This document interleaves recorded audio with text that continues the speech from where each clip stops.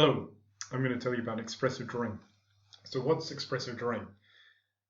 So expressive drawing is when we're getting stuff from our inside. We're using our hand, we're using movements of our hand, and we're expressing ourselves from what we're feeling inside and also the energy from our hand. A lot of people tell me they like my drawings because my drawings have a lot of energy in them. And they say they like the energy of the line. So I'm going to tell you about some of the things that you can do to perhaps develop your own artwork to get energy in your line. So sometimes people draw, and when they're drawing, they're going to, I'm just going to take up my watch. So they're going to do very, very tight drawing. And you've got this, the whole pad is a universe. This whole thing is a universe. And they'll only do a little drawing here, yeah? And there's the whole lot here. It's, so the important thing about expressive drawing is to use the whole paper. And this is what loosening up's all about. Okay, and I'm going to show you a few tips now. So the first one is to close your eyes. We're not drawing anything. There's nothing behind here. I'm not going to copy what I'm drawing. It's just an improvisational abstract thing. But this can be used for when you're drawing things in the city and observational drawings of anything, such as animals, etc., etc. So try to use some of these techniques and see how it goes and experiment. So the first one is to just draw without looking at the paper, yeah? Because that way you're not really looking at the line. Okay, then you can look somewhere else or close your eyes. If you're doing life drawing, it's good to keep your eyes on the figure and then you just draw the figure, but you don't look at the paper. Yeah. So I've done this scribble here. This is from nothing, so that's that. And then the next thing is to use your other hand. So I'm left-handed, so I'm going to use my right hand. And I'm just going to take the line. See, already you can see that I don't have a tight control on it because I'm not used to using my other hand. So the line is slightly more fluid.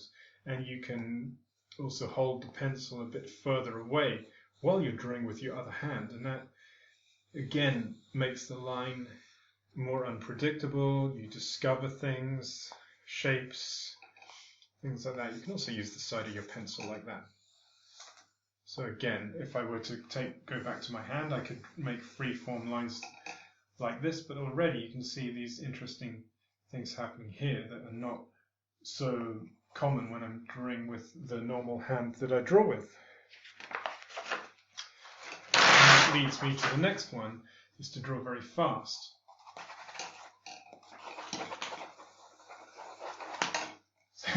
I've broken the pencil, but that's a shame. So when you draw very fast, then you come up with stuff. And if you're drawing from observation, if you're drawing fast, such as a life drawing, that's a really good practice as well. Don't try to use paper, but try not to use huge amounts of paper because obviously it's bad for the environment. Okay, so the next one, the last tip I'm going to show is to draw what you're feeling. So if you're feeling happy or sad, draw something. So it doesn't have to be representational, it can just be abstract again. So I'm just going to close my eyes for 5 seconds. And then draw how I'm feeling. So it's kind of late at night, quite tranquil, but there's been some stressful things in the day. But as the night as the night draws in, things become quite tranquil. Okay, so I've done loads of squiggly lines, and I hope this helps. So I'll go back over the things that I recommend you to do to warm up, and you can try loads of other things, invent your own. So the first one is to not look at the paper,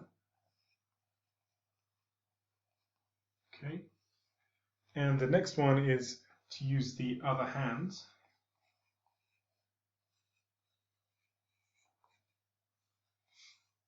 and the third one is to do it fast. And the final one is what you're feelings. So these are things that you can do. So say if you're going out to draw a cityscape, you can do this sort of thing in your pad to start with, and invent other ones. You can draw with your foot. You can get charcoal powder.